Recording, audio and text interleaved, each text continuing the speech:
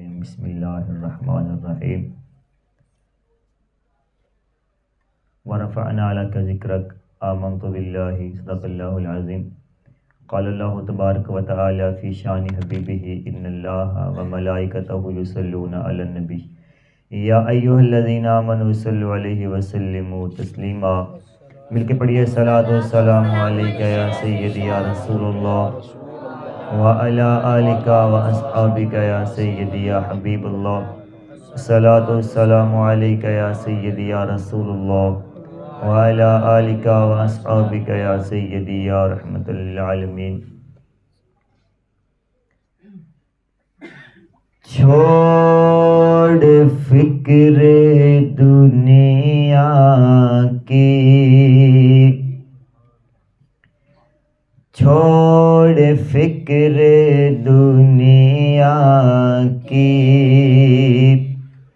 چل مدینے چلتے ہیں، چھوڑ فکر دنیا کی، چل مدینے چلتے ہیں، میرے مصطفیٰ غلاموں کی، مصطفیٰ غلاموں کی قسمتیں بدلتے ہیں، چھوڑ فکر ان کو کیا ضرورت ہے، عطر و مشک و عنبر کی ان کو کیا ضرورت ہے،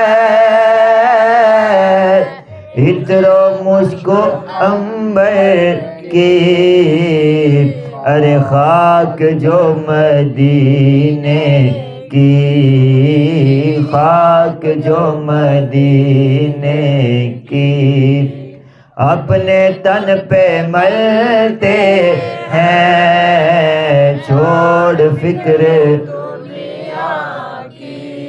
ایک سارے دنیا میں ہے جگہ مدینہ ہی، ارے جس جگہ پر ہم جیسے، جس جگہ پر ہم جیسے کھوٹے سکے چلتے ہیں، چھوڑ فکر روز ہمیں ملتا ہے صدقہ کملی والے کا، ارے مصطفیٰ کے ٹکڑوں پر، مصطفیٰ کے ٹکڑوں پر خوش نصیب پلتے ہیں، چھوڑ فکر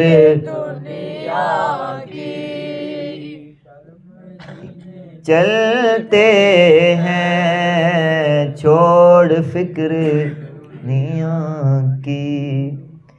جنگ بدر کے لشکر کے اندر دو نوجوان تھے، دو بھائی لشکر میں جنگ کرنے کے لیے، قتال کرنے کے لیے حضور کی بارگاہ میں حاضر ہوئے، تو جب آپ نے صف بندی کی، سیدنا عبد الرحمن بن عوف رضی اللہ تعالیٰ عنہ آپ فرماتے ہیں کہ جب سرکار لشکر کو ترتیب دے رہے تھے، صفیں بنا رہے تھے، تو خیال آیا کہ میرے دائیں بائیں کوئی جوان بندے آ جائیں گے تو آسرا بن جائے گا، سہارا بن جائے گا، دائیں بائیں بندے تگڑے ہونا تو بندے کو آسرا ہو جاتا ہے۔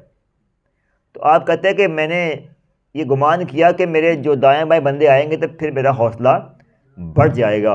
اب کیا کہتے ہیں کہ میں دیکھتا ہوں کہ وہ دو نوجوان بچے جو ابھی کم سن تھے، کم عمر تھے، وہ دونوں بھائی تھے، ایک میرے دائیں طرف کھڑا تھا، ایک میرے بائیں طرف کھڑا تھا۔ اب آپ کہتے ہیں کہ میں تھوڑا پریشان ہو گیا کہ بچے یہ میرا آسرا نہیں بنیں گے، بلکہ الٹا مجھے ان کا تحفظ کرنا پڑے گا، مجھے ان کی حفاظت کرنا پڑے گی۔ تو یہ سوچ کر آپ کھڑے ہو گئے، اور دو بچے دائیں اور بائیں آپ کے کھڑے ہوئے ہیں صف کے اندر، درمیان میں صحابی رسول ہیں۔ آپ کہتے ہیں کہ میں کھڑا رہا۔ جب جنگ شروع ہوئی، جنگ کے آغاز سے پہلے ان میں سے ایک کہتا ہے سیدنا عبد الرحمن سے کہ چچا جان ایک بات بتائیے۔ آپ نے فرمایا پوچھیں، کیا پوچھنا ہے؟ تو عرض کیا کہ حضور آپ بتائیے کہ ابو جہل کون ہے؟ ابو جہل کون ہے؟ تو آپ کہتے میں نے ان سے کہا کہ تم پوچھ کر کیا کرو گے کہ وہ کون ہے؟ اس نے کہا بتائیں وہ کون ہے؟ تو آپ نے فرمایا کہ وہ دیکھیں جو اونٹنی پر سوار ہے، اس کے جسم پر یہ بڑا قیمتی لباس پہنا ہوا ہے، اور اونٹنی پہ سوار ہے جو سب سے اونچا لگ رہا ہے، اس کے سر پہ خود ہے، لوہے کا لباس پہنا ہوا ہے، وہ ابو جہل ہے۔ تو پھر آپ نے پوچھا کہ تم کیوں پوچھ رہے ہو؟ کیا وجہ ہے پوچھنے کی؟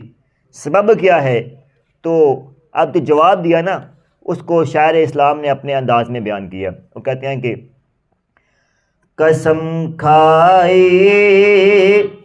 ہے مر جائیں گے یا ماریں گے ناری کو، قسم کھائی ہے مر جائیں گے یا ماریں گے ناری کو، سنا ہے گالیاں دیتا ہے وہ محبوب باری کو۔ عرض کیا کہ ہم نے سنا ہے کہ بندہ حضور کو آپ کے بارے میں بکواس کرتا ہے، آپ کے بارے بولے کلمات کہتا ہے۔ ہم گھر سے یہ نیت کر کے آئے تھے کہ آج اس لائن کو ہم نے مار کے گارانا ہے، ہم اس نیت سے جہاد میں آئے ہیں۔ اور پھر آپ کہتے ہیں جنگ شروع ہوئی، میں نے اشارہ کیا۔ آپ کہتے ہیں میں اشارہ کرنے کے بعد میں دیکھتا کیا ہوں کہ وہ دونوں میرے دائیں بائیں نہیں ہیں۔ وہ دوڑتے ہیں اور دوڑ کر کفار کی فوج میں شامل ہو جاتے ہیں، اور 1000 افراد ہیں جن میں درمیان میں ان کا سردار ان کے ارد گرد جمع تھے۔ سردار درمیان میں تھا، وہ حصار توڑ دیتے ہیں، جو دائرہ بنا ہوا تھا اس کو توڑ دیتے ہیں، اور توڑ کر وہ کفار کے سردار تک پہنچ جاتے ہیں۔ اور آپ کہتے میں دیکھ رہا تھا ان نوجوانوں کو، ان بچوں کو دیکھ رہا تھا، وہ تلواریں مار رہے ہیں، لیکن اس کی اونٹنی کافی اونچی تھی، تلواریں پہنچ نہیں رہیں، تلوار کا وار کرتے لیکن تلوار نہیں پہنچی۔ تو ایک بھائی نے کیا کیا، جس اونٹنی پہ ابو جہل سوار تھا نا، اس کی ٹانگ کاٹ دی۔ تلوار ماری نا، تو جب ٹانگ پہ تلوار لگی، تلوار لگنے کے بعد ٹانگ کٹ گئی۔ جب اونٹنی گری، ابو جہل زمین پہ آیا، دونوں بھائیوں نے اس کے اوپر وار کرنا شروع کر دیے، اس کو مارنے لگے۔ آج آپ بھی نوجوان ہیں، ہم بھی دیکھیں نا کہ میرا اور آپ کی جوانی کہاں گزر رہی۔ میں اور آپ ابھی جوان ہیں، ینگ ہیں، ہم کیا کر رہے ہیں؟ موبائلز، گیمز، کرکٹ، فٹ بال۔ یہ ہیں، ان کو دیکھیں سرکار کے دور کے بچے کس طرح کے تھے، غلام کیسے تھے۔ جس عمر میں میں اور آپ کھیل رہے ہوتے ہیں نا، اس عمر میں وہ جہاد میں جایا کرتے تھے۔ اور مجھے تو مسجد میں آنے کی تو فکر نہ ہوتی، صحابہ کرام کے بچے جہاد میں جایا کرتے تھے۔ اب غور سے بات سنیے گا۔ اب ہوتا یہ ہے کہ سیدنا عبد الرحمن کہتے میں دیکھ رہا تھا، اکرمہ ابو جہل کے بیٹے تھے، جو بعد میں اسلام قبول کیا، انہوں نے بعد میں مسلمان ہوئے، تب کافر تھے۔ جب دیکھا کہ باپ مشکل میں ہے، دوڑ کر اپنے باپ کی مدد کرنے کے لیے آگے بڑھتے ہیں، تلوار نکالتے ہیں، اور تلوار نکال کر وار کرتے ہیں، تو ایک بھائی کے بازو پہ تلوار لگتی ہے اور بازو کٹ جاتا ہے، لیکن تسمہ یعنی کچھ ماس، کچھ گوشت وہ کٹتا نہیں، تو بازو لٹک جاتا ہے۔ اب وہ نوجوان کیا کرتا ہے؟ غور سے میری بات سنیں۔ وہ نوجوان کیا کرتا ہے؟ اسے لگا کہ اب میرا بازو کٹ گیا ہے، لیکن وہ جنگ کر رہا تھا، قتال کر رہا تھا، لیکن بازو اترا نہیں، کٹ گیا لیکن اترا نہیں، کچھ گوشت باقی لگا رہا۔ اب وہ درمیان میں حائل ہو رہا تھا، رکاوٹ تھا۔ اب اس نوجوان نے کیا کیا؟ اپنے ایک پاؤں کے نیچے اپنا ہاتھ رکھا، اپنا بازو رکھا اور جھٹکا دیا اور اپنا بازو الگ کر دیا، اتار کے پرے پھینک دیا۔ یہ دیکھ کے جرت، یہ کیسی آتی ہے؟ یہ محبت رسول کے بعد آتی ہے، سرکار کے پیار کے بعد آتی ہے۔ یہاں تو ٹھنڈا پانی سے وضو نہیں کرنا بندہ کر سکتا نا، سردی آ گئی ہے تو ٹھنڈا پانی تو بندہ کہتا ہے وضو نہ ہی کرنا پڑے۔ یہ جرت کیسے آتی ہے، یہ ہمت کیسے آتی ہے؟ سرکار کی محبت کے بعد آیا کرتی۔ اس نوجوان نے اپنا بازو کاٹ کے پھینک دیا، بازو خود سے الگ کر دیا، اور وہ دونوں نوجوان سرکار کے لیے اس کافر کو مار گئے۔ انہوں نے اب اس کافر کا سر قلم کر دیا۔ اب کافر وہ مر گیا، اس کا انتقال ہو گیا۔ اب اس کے جب جنگ ختم ہو گئی، مسلمان جنگ جیت گئے، تو ایک صحابی سیدنا عبداللہ بن مسعود وہ گئے، آپ دیکھتے ہیں کہ اس کے سانسیں کچھ باقی ہیں، لیٹا ہوا ہے لیکن کچھ سانسیں باقی ہیں۔ اس کا حال دیکھیں، تکبر دیکھیں، غرور دیکھیں۔ اس نے جملہ کہا، اس نے کہا مجھے افسوس اس بات کا نہیں کہ میں مر گیا ہوں، مجھے افسوس اس بات کا نہیں کہ میں ہار گیا ہوں، مجھے دکھ اس بات کا ہے کہ مجھے مارنے والے میرے پائے کے نہیں تھے، مجھے مارنے والے بچے تھے۔ اور اس نے کہا کہ چرواہوں کے بچے مجھے مار گئے، جو بکریاں چرانے والے مجھے مار گئے۔ اس کافر کا آخری لمحے تک غرور نہیں ٹوٹا۔ جب سرکار دیکھا نا کہ ابو جہل مر گیا ہے، اس کی لاش پہ پہنچے، اس کا سر آپ کے پاس پیش کیا گیا، تو آپ نے فرمایا اس امت کا فرعون مر گیا ہے، اس امت کا فرعون آج واسطے جہنم ہوا ہے۔ میرے بھائیوں، یہ واقعہ میں نے اس لیے پیش کیا ہے، زندگی گزر جاتی ہے، آرام سے بھی، سکون سے بھی، محبت میں بھی، نفرت میں بھی، یہ مرنا تو ہے سب نے، یہ گزار رہے ہیں میں اور آپ زندگی، جوانی گزر جائے گی، پھر بڑھاپا ہے، پھر آخری ایام ہے، پھر انسان کی آخری منزلیں ہیں۔ زندگی جیسے بھی ہو، آپ محل کے اندر ہیں تب بھی گزر جائے گی، آپ جھونپڑی میں تب بھی گزر جائے گی، آپ گھر میں آرام سے سوتے ہیں تب بھی گزر جائے گی، آپ رات کو کام کرتے ہیں تب بھی گزر جائے گی۔ زندگی یہ ختم ہو کے رہنی ہے، یہ چلتی رہتی ہے۔ میرے بھائیو، پیغام یہ ہے کہ اپنی زندگی اس طرح گزاریں، اپنے آپ کو اس طرح، آج موقع ہے، آج وقت ہے، آج دور ہے کہ اپنی زندگی اس طرح گزار کے جائیں کہ مرنے کے بعد سرکار قبر میں تشریف لائیں نا تو سرکار کہہ دیں اس کو چھوڑ دیں، یہ ہمارا غلام ہوا کرتا تھا، یہ ہمارا دیوانہ تھا، یہ ہمارا عاشق تھا، یہ ہمیں ماننے والا تھا۔ آج آپ نوجوان ہیں، آپ بچے ہیں، آپ ابھی کم عمر ہیں، آپ کی لمبی عمر موجود ہے۔ میرے کریم نے فرمایا کہ چھوٹی عمر کے لوگوں سے دعائیں کرایا کرو۔ عرض کیا کیوں؟ آپ نے فرمایا اس لیے کہ ان کے گناہ تھوڑے ہوتے ہیں۔